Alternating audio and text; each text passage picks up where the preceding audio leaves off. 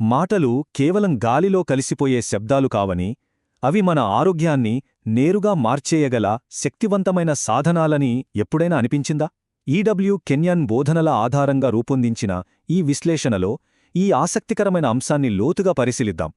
పదాలు మన ఆరోగ్యంపై ఎలాంటి ప్రభావం చూపుతాయో, మూలాధారాలు దీని గురించి ఏం చెబుతున్నాయో చూద్దాం. ఈ ప్రయాణంలో మనం ప్రధానంగా 5 అంశాలను చూడబోతున్నాం. మాటలు శక్తికి ఎలా పాత్రలవుతాయి, అలాగే అంగీకారం ద్వారా వచ్చే ఫలితాలు, వాస్తవాల కంటే సత్యాన్ని పలకడం, ఆచరణాత్మక దశలు మరియు పట్టుదల ఎందుకు అవసరమో ఈ విషయాల గుండా ప్రాథమిక సిద్ధాంతాల నుండి రోజువారీ దినచర్యల వరకు క్రమబద్ధంగా ముందుకు వెళ్దాం. మొదటి విభాగం మాటలు, శక్తికి పాత్రలు. ఇక్కడ మూల పదార్థం ఒక బలమైన ఉద్దేశ్యాన్ని స్థాపిస్తోంది. పదాలు కేవలం హాని చేయని లేదా తటస్థమైన వ్యక్తీకరణలు కావు, అవి సృజనాత్మక శక్తులు. దీనికొక బలమైన ఉదాహరణ సామెతలు 18:21. మరణ జీవములు నాలుక వశము. వినడానికి చాలా చిన్న వాక్యంలా అనిపించినా దీని అర్థం చాలా లోతైనది. అంటే మానవుని నోరు ప్రాథమికంగా విశ్వాసం లేదా భయం, ఈ రెండింటిలో ఏదో ఒకటితో ఏకీభవించేలా రూపొందించబడిందని దీనర్థం. ఇక్కడ తటస్థమైన స్థానం అంటూ ఏమీ ఉండదు. ఇదే విషయాన్ని మార్కు సువార్త 11:23లో మరో కోణంలో చూడొచ్చు. ఇక్కడ గమనించాల్సిన ఒక ఆసక్తికరమైన పాయింట్ ఏంటంటే, ప్రార్థించేది పొందుతారు అని కాదు, చెప్పేది పొందుతారు అని మూలాధారం నొక్కి చెబుతోంది. ఎవరైనా సరే తన హృదయంలో ఏమాత్రం సందేహించకుండా తాను చెప్పినది జరుగుతుందని గట్టిగా నమ్మితే ఖచ్చితంగా తాను చెప్పినదే జరుగుతుందని ఈ వాక్యం వివరిస్తుంది. ఇక రెండవ విభాగం అంగీకారం ద్వారా ప్రాప్తి. నోటితో చేసే ఒప్పుకోలు వెనుక అసలు ఏముంది? కెన్యాన్ సిద్ధాంతం దీని గురించి ఏం చెబుతోందో ఇప్పుడు చూద్దాం.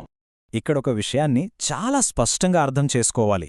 మూలాధారం ప్రకారం ఒప్పుకోలు లేదా కన్ఫెషన్ అంటే దేవుణ్ణి మార్చడానికి చేసే ఏదో మాయాజాలం కాదు.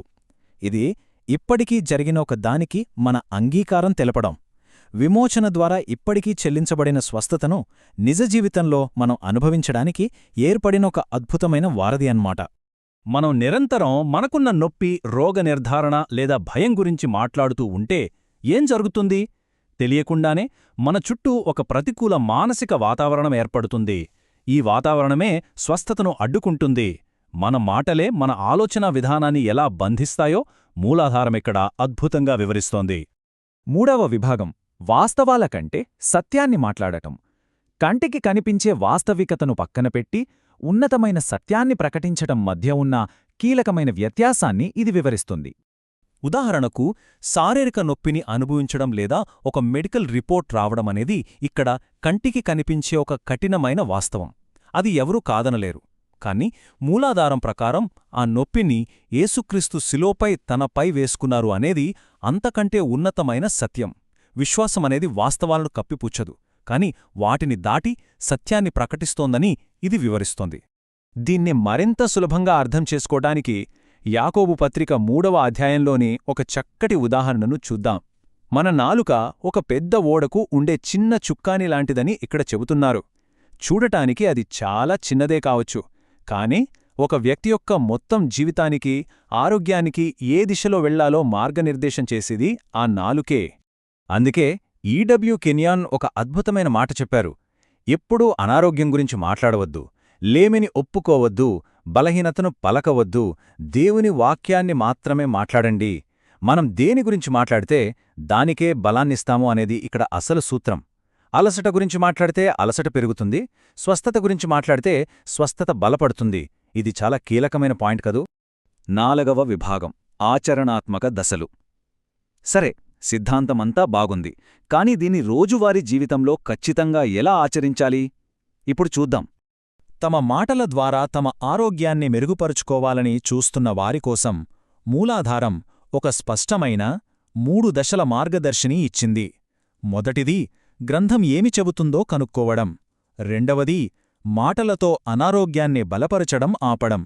మరియు మూడవది, ఒప్పుకోలును రోజువారీ దినచర్యగా మార్చుకోవడం. ఇందులో మొదటి దశ చూస్తే యెషయా 53, 1 పేతురు 2:24, కీర్తనలు 103 వంటి నిర్దిష్ట లేఖనాలను ప్రతిరోజూ ఉదయం మరియు రాత్రి బిగ్గరగా చదవాలని మూలధారం సూచిస్తోంది. ఎందుకంటే వాక్యాన్ని మన స్వంత గొంతుతో నిరంతరం వినడం ద్వారా మన హృదయం ఆ సత్యాన్ని పట్టుకుంటుంది. వినడం ద్వారానే విశ్వాసం వస్తుందనేది దీని వెనక ఉన్న ముఖ్య ఉద్దేశ్యం. రెండవ దశలో మనం వాడే భాష మీద ఒక ఆసక్తికరమైన సవాలు ఉంది. ఎప్పుడైనా గమనించారా? నా క్యాన్సర్, నా మైగ్రేన్ అని మనం అనడం ద్వారా రోగానికి మనం ఒక చట్టబద్ధమైన స్థానాన్ని ఇస్తున్నాము. అలా కాకుండా ఈ పరిస్థితి నా శరీరంలో చట్టవిరుద్ధం అని చెప్పడం ద్వారా ఆ భాషను పూర్తిగా మార్చేయాలని మూలాధారం చెబుతోంది. రోగం మీద యాజమాన్యాన్ని ఎప్పుడూ తీసుకోకూడదు. ఇక మూడవ దశ ఈ విధానాన్ని దినచర్యగా మార్చుకోవడం. ఏదో ఆపద వచ్చినప్పుడే కాదు, అంతా బాగానే ఉన్న ప్రశాంతమైన సమయాల్లో కూడా శరీరానికి స్వస్థతను ప్రకటించాలి. ఇలా ముందుగానే మన మనస్సుకు శిక్షణ ఇస్తే ఏదైనా కష్టం వచ్చినప్పుడు మన మొదటి ప్రతిస్పందన భయాందోళన కాకుండా జీవితం మరియు విశ్వాసం అవుతుంది. 5వ విభాగం పట్టుదల ఆవశ్యకత. ఈ అభ్యాసంలో సహజంగానే తలెత్తే ఒక అతిపెద్ద సందేహాన్ని ఈ విభాగం పరిష్కరిస్తుంది. ఆ సందేహం ఏమిటంటే, తక్షణ ఫలితాలు కనిపించినప్పుడు ఏం చెయ్యాలి? విశ్వాసంతో కూడిన స్వస్థతా మార్గంలో ఎదురయ్యే జాప్యాన్ని మరియు సహనం ఎంత అవసరమో వివరించడానికి మూలాధారం సరిగ్గా ఈ ప్రశ్ననే అడుగుతోంది.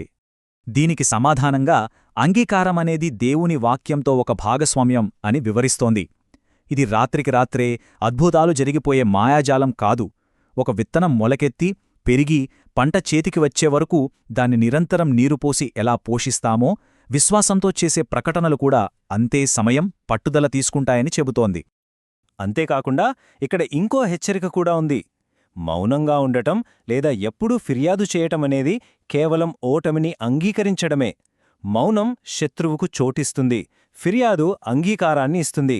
కాని నిరంతరంగా నమ్మకంతో చేసే ఒప్పుకోలు ఎలాంటి ప్రతికూల పరిస్థితులనైనా సరే చురుకుగా నాశనం చేస్తుందని మూలాధారం వివరిస్తోంది. ఈ విశ్లేషణను ముగించే ముందు మూలాధారం నుండి ఉద్భవించిన ఒక లోతైన ప్రశ్నతో ముగిద్దాం. ఈరోజు దైనందిన జీవితంలో మనం వాడే ఏ పదాలు నిశ్శబ్దంగా మన ఓటమిని అంగీకరిస్తున్నాయి?